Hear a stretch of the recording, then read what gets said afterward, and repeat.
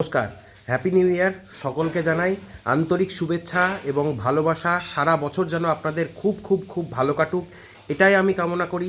আপনাদের জন্মছক খারাপ হলেও যেন আপনাদের সেই সঠিক সময়ে সঠিক রেমেডি ভগবান যেন দিয়ে দেয় এবং সমস্ত নেগেটিভিটি যেন জীবন থেকে চলে যাক, সেটা আমি পার্সোনালি ভগবানের কাছে আপনাদের হয়ে চাইছি। তবে আজকের একটা ছোট্ট জিনিস বলে রাখি, আজকে প্রথম দিন বছরের, সবে শুরু বছর। তো এই বছরটা অবশ্যই সকলের ভালো যাক, সেটা তো আমি চাইবই। তবে আপনারা একটা কাজ করতে পারেন, এই একটা কাজ করলে কিন্তু সারা বছর অবশ্যই ভালো যাবে। কি করবেন?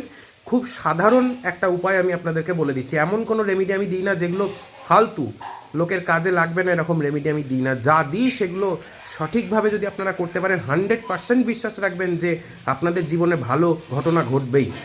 তো আজকের এই শুভ দিনে ড্রিঙ্ক, স্মোকিং এগুলো এড়িয়ে চলবেন এবং পারলে শুরুতেই যে কোনো মায়ের মন্দিরে গিয়ে আপনার নামে, আপনার পরিবারের নামে পুজো দিন। পুজো দিয়ে এই বছরটাকে শুরু করুন। কোনো রেমিডি আলাদা করে, কোনো মন্ত্র আলাদা করে, কোনো কবচ আলাদা করে নেওয়ার প্রয়োজন নেই। কিচ্ছু টোটকা করার প্রয়োজন নেই।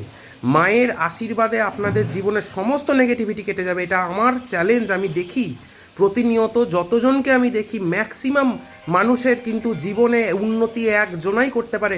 এটা হচ্ছে তার ইষ্টদেব দেবী বা মা কালী বা ভোলেনাথ বা স্বয়ং শ্রীকৃষ্ণ, যাকে আপনি মানেন।